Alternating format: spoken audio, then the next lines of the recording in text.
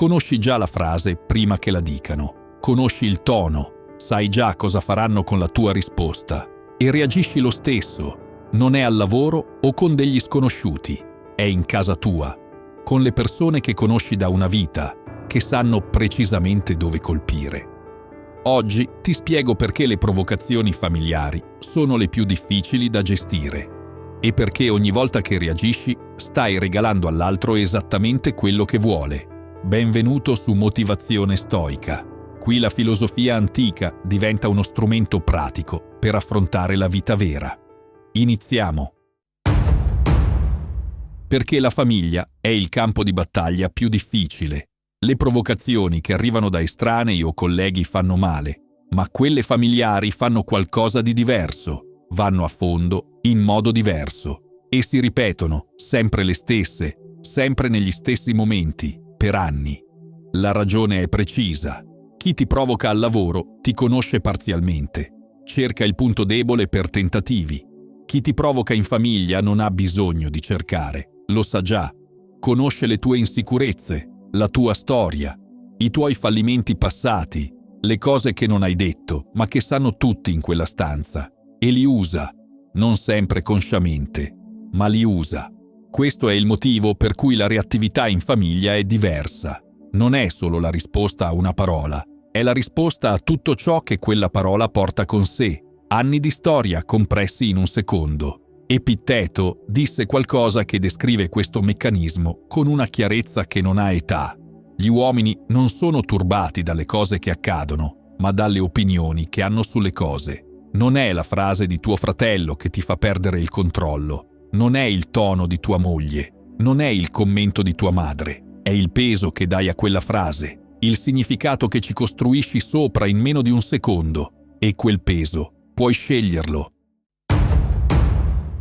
Il ciclo della reattività familiare. Esiste un meccanismo che si ripete in ogni famiglia in cui le provocazioni sono croniche. Lo chiamo il ciclo della reattività familiare. Funziona così. Qualcuno dice qualcosa. Tu reagisci. La tua reazione produce tensione.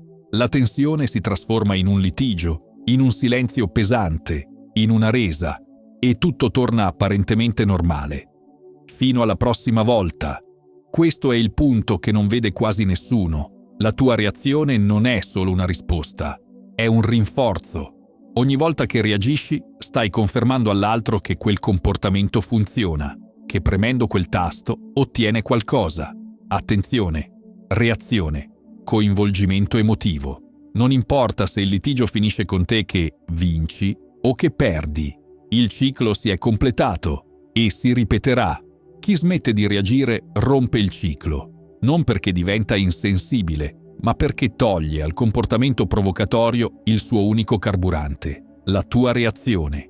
Marco Aurelio, nelle Meditazioni, aprì il secondo libro con qualcosa che si applica con precisione a questo meccanismo. All'inizio di ogni giorno, di a te stesso, incontrerò persone invadenti, ingrate, arroganti, sleali, invidiose. Sono così per ignoranza del bene e del male, ma io ho visto la natura del bene e so che nessuno di loro può farmi del male, perché nessuno può imprimermi dentro ciò che è brutto. Siamo fatti per cooperare, come i piedi, come le mani, come le due file di denti, superiori e inferiori. Agire l'uno contro l'altro è contro natura. Fermati su questa immagine, i denti superiori e inferiori non si scontrano, lavorano insieme. Quando si scontrano, fanno male a entrambi.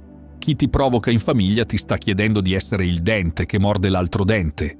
Non accettare quell'invito. Il paradosso stoico. Ecco il punto in cui lo stoicismo dice qualcosa che va contro ogni istinto.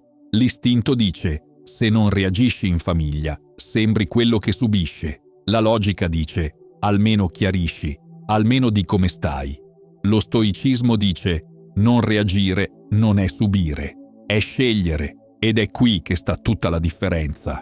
Lo stoicismo non chiede di non sentire, non chiede di diventare freddi, non chiede di fingere che non faccia male, non chiede di amare chi ti fa del male, chiede una cosa sola: separare il sentire dal reagire.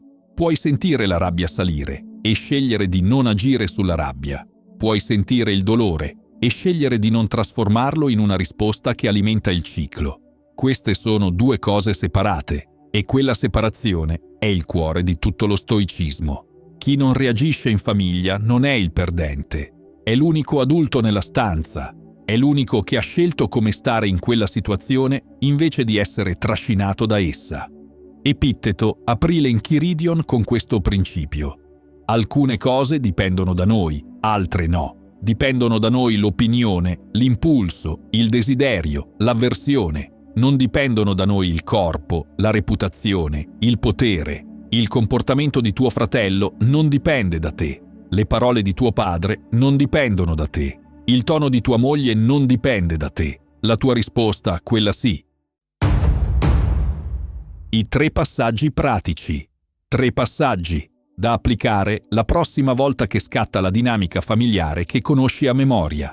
Primo, riconosci il copione prima che inizi. Le provocazioni familiari croniche hanno sempre una struttura, un momento preciso, un argomento preciso, un tono preciso. Impara a riconoscere i segnali d'ingresso.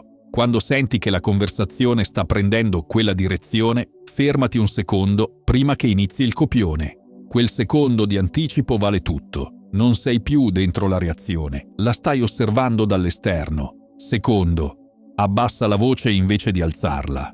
Quando la tensione sale, l'istinto è alzare il volume, fare in modo che la tua versione venga sentita. Fai il contrario. Parla più piano, rallenta le parole, non come finzione, come scelta consapevole. Una voce bassa in una situazione ad alta tensione cambia la fisica della conversazione. L'altro si aspetta che rispondi alla sua intensità. Quando non lo fai, il copione si inceppa. Terzo, esci dalla scena senza drammi. Non sempre si può gestire il silenzio rimanendo sul posto. A volte la cosa più efficace è rimuovere fisicamente la tua presenza, non sbattendo la porta, non con una frase finale che vuole avere l'ultima parola, con una formula neutra. Ne parliamo dopo, quando siamo più calmi, detto con tono piatto, non ostile, non freddo, neutro. Quella frase non è una resa. Stai spostando la conversazione fuori dal momento ad alta tensione, l'unico momento in cui non puoi vincere. Marco Aurelio, nelle Meditazioni, scrisse qualcosa che chiude questi 3 passaggi in un principio solo. Che cos'è il male? È quello che hai già visto tante volte. Ovunque, in alto e in basso, troverai le stesse cose, nelle storie antiche, in quelle di mezzo, in quelle di oggi. Non c'è niente di nuovo. Tutto è familiare e tutto dura poco. Quella provocazione che senti unica e insopportabile è la stessa che gli uomini subiscono da più di 2000 anni. E chi ha imparato a non reagire, allora come adesso, è uscito dal ciclo. Ogni volta che hai reagito, non hai perso perché hai torto. Hai perso perché hai dato all'altro quello che cercava. La prossima volta che scatta il copione che conosci a memoria, fermati un secondo prima. Riconosci dove sei, abbassa la voce. Se serve, esci dalla scena. Non stai subendo, stai scegliendo. E quella scelta, ripetuta nel tempo, cambia la dinamica. Non in un giorno, ma cambia.